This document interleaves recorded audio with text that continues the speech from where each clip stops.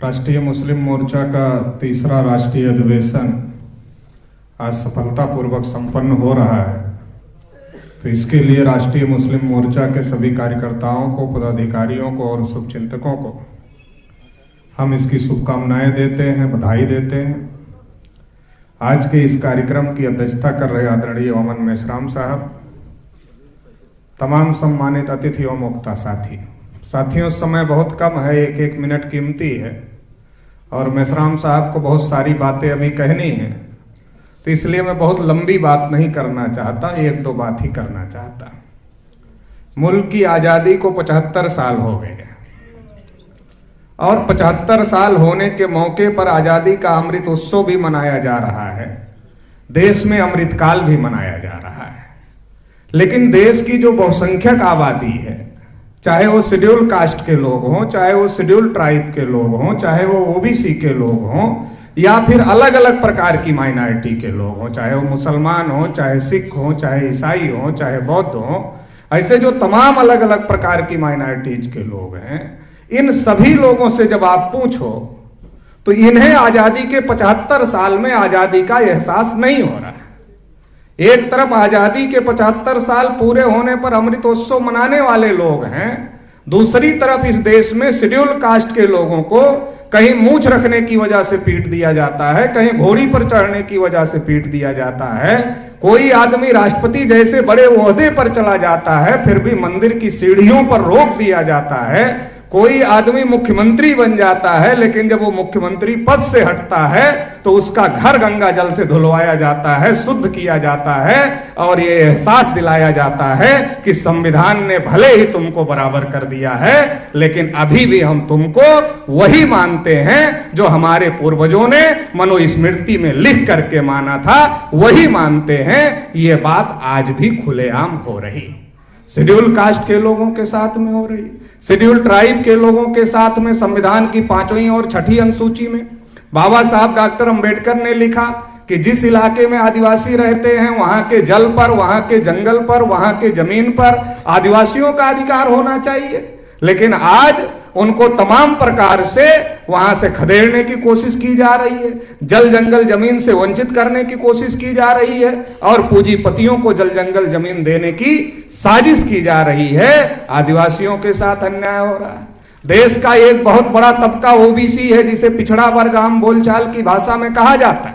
मैं उसका राष्ट्रीय अध्यक्ष हूं, राष्ट्रीय स्तर का संगठन चलाता हूं। आजादी के 77 साल में देश में जानवरों की गिनती हुई, कुत्तों की गिनती हुई और जो लोग ट्रेनों में मिलते हैं, ताली बजाकर पैसे मांगते हैं, उनको आप जो भी कहते हो उनकी भी गिनती हुई। मगर देश की जो सबसे बड़ी आबादी है, आधी से अधिक आबादी है पिछड़े वर्ग की, उनकी गिनती तक नहीं हुई। तो एससी, एसटी, ओबीसी सभी के ऊपर अन्याय हो रहा है। और इसी के साथ साथ जो मुसलमान गुलाम भारत में 33% प्रशासन में थे, आज 1 से 1.5% पर लाकर खड़े हो गए। लेकिन क्या मुसलमानों को यह सोचने का वक्त दिया जा रहा है? मुसलमानों को कभी विदेशी प्रचारित किया जाता है, कभी आतंकवादी प्रचारित किया जाता है, कभी और कुछ प्रचारित किया जाता है। यह लगातार प्रचारित किया जा रहा है। मुसलमान के घर में किस चीज की बिरयानी पक रही है, ये दूसरे लोग तय करते हैं। तो बड़ा सवाल यह है कि देश में हो क्या रहा है। जब देश की बहुसंख्यक आबादी के साथ अन्याय अत्याचार हो रहा है तो देश में हो क्या रहा है? फिर जो लोग विकास की बात कर रहे हैं, बहुत सारी बात कर रहे हैं, जब बहुसंख्यक आबादी को आप अधिकार वंचित रखना चाहते हैं, शेड्यूल कास्ट का कोटा पूरा नहीं हुआ, शेड्यूल ट्राइब का कोटा पूरा नहीं हुआ, ओबीसी को कुछ नहीं मिला, तो सवाल है आप करना क्या चाहते हैं देश में? तो देश में अल्पसंख्यक लोग जो 3.5% ब्राह्मण लोग हैं, वो देश की सत्ता और व्यवस्था, एक ने कम्युनल के नाम पर संगठन बनाया, वो कहता है कि एक मुसलमान 14 बच्चे पैदा कर रहे हैं, देश पर मुसलमानों का कब्जा हो जाएगा, जाग जाओ, इकट्ठा हो जाओ, वो ये डर दिखा रहा है। और दूसरी तरफ दूसरा कहता है नहीं हम तो सेकुलर है।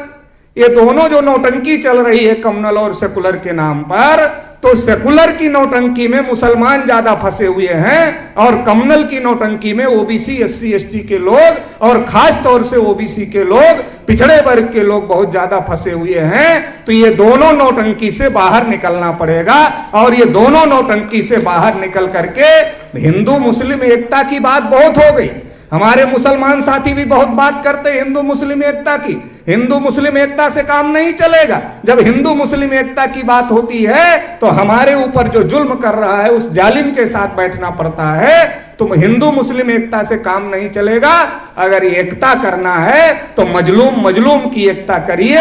और मजलूम कौन है? हजारों साल से SC ST OBC को इस देश में मजलूम बनाया गया। संविधान में सभी अधिकार मिल जाने के बावजूद भी आज अधिकार नहीं मिल रहे हैं और 77 साल में मुसलमानों को भी इस देश में मजलूम बना दिया गया है। तो इसलिए एकजुट होने की जरूरत है।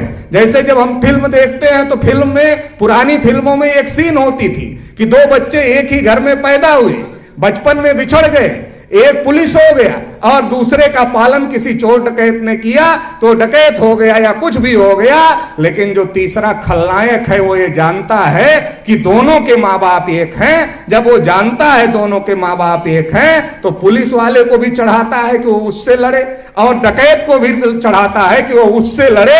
दोनों को उकसाने का काम करता है और दोनों को उकसा करके लड़ाने का काम करता है। दोनों तब तक लड़ते हैं जब तक उनको पता नहीं चलता कि हम भाई भाई हैं, हमारे माँ बाप एक हैं, हमारे पूर्वज एक हैं, हमारे पुरखे एक हैं। अभी तक हम इसलिए लड़ रहे थे कि हमें पता नहीं था कि इस देश में हम सभी के पूर्वज एक हैं, पुरखे एक हैं, हम इस देश के असल बासिंदे हैं, असल मूल्यवासी हैं। लेकिन जब तीसरा आदमी जाकर फिल्म में बताता है कि नहीं तुम्हारे माँ बाप तो एक ही हैं, ये तो तीसरा खलनायक है, तुम्हारे परिवार का दुश्मन है जो तुमको लड़ा रहा है, तो दोनों इकट्ठा आ जाते हैं। इकट्ठा आते हैं तो खलनायक का बंदोबस्त हो जाता है। इस देश में SC ST OBC माइनॉरिटी को जो आपस में लड़ाने वाले लोग हैं वो तीसरा आदमी बामसेफ संगठन है। वो तीसरे आदमी वो अमन मेश्राम साहब हैं जो ये बताने का काम कर रहे हैं कि हम अलग अलग नहीं हैं, हमारे पुरखे पूर्वज एक थे।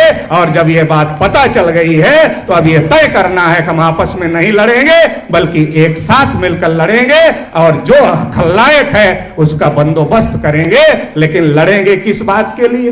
वो गलत कर रहे हैं तो हम गलत नहीं करेंगे, हम इंसाफ कायम करने के लिए लड़ेंगे। वो नाइंसाफी का निजाम कायम किए हैं, अगर हम इकट्ठा होते हैं तो उनका नाइंसाफी का निजाम ध्वस्त हो जाएगा, खत्म हो जाएगा और इंसाफ कायम होगा। इंसाफ क्या है? सबकी गिनती होनी चाहिए, जिसकी जितनी संख्या भारी उसकी उतनी हिस्सेदारी, ये इंसाफ है। इस इंसाफ की लड़ाई के लिए आप लोग साथ सहयोग देंगे, इतना इस मौके पर कहते हुए आप लोगों ने मुझे सुना, इसके लिए आभार, धन्यवाद।